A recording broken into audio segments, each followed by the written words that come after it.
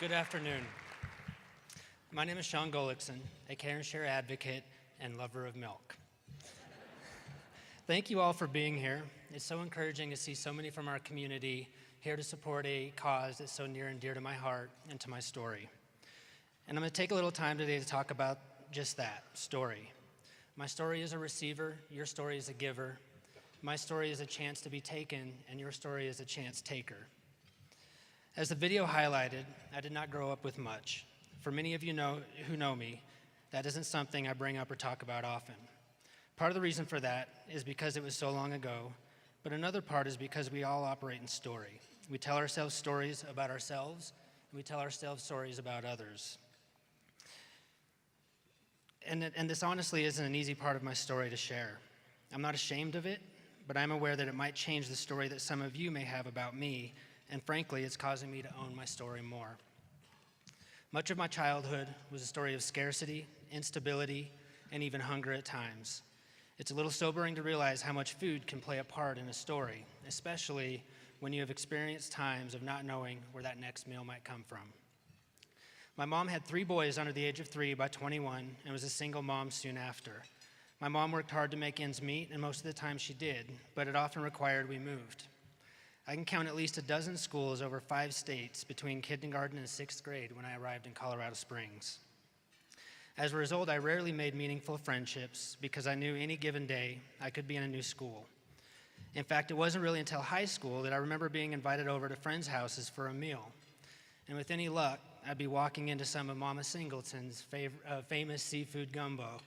And let me tell you, I was likely going home to some boiled potatoes, egg noodles, and Spam chunks. So when I was invited over to those meals at Miss Singleton's house, you better believe I was grateful. And I certainly was on my best behavior because I wanted to be invited back, which meant I was likely washing dishes that night. But even though we were frequently in between schools and living situations, my mom did a great job of making the best of any circumstance. My mom was not one to accept help easily, and she only did when the situation was truly out of her control and she couldn't provide on her own. This is something I will always admire about my mom.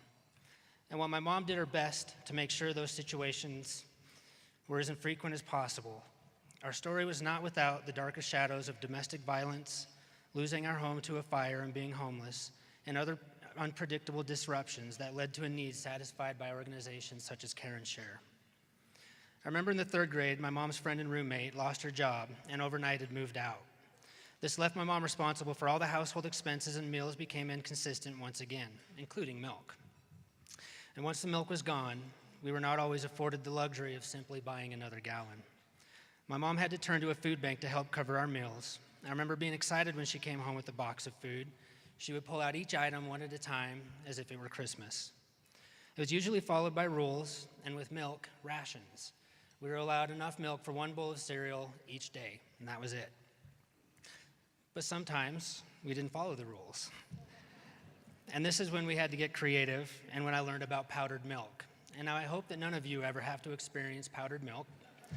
It is no substitute for the real thing, trust me.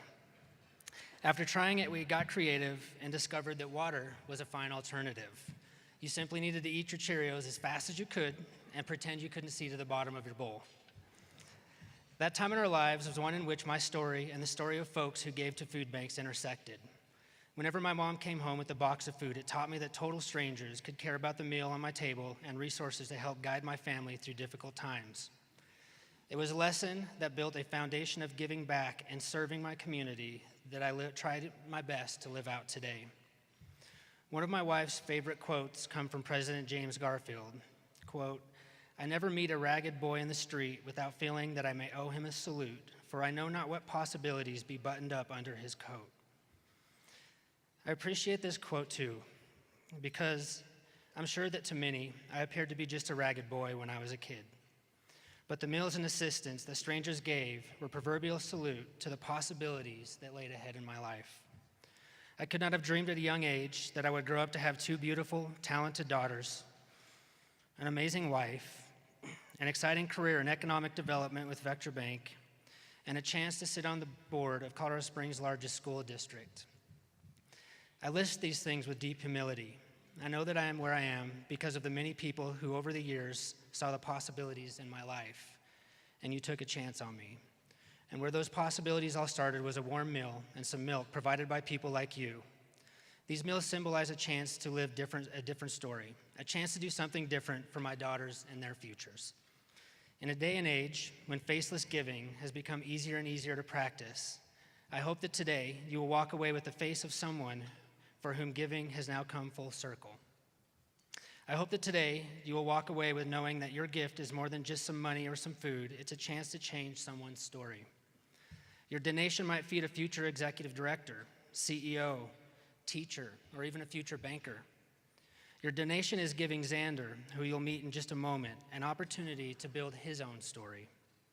However your story intersects with another's, my hope is that you leave today knowing that being on the receiving end of your compassion was and is never faceless. Thank you guys so much.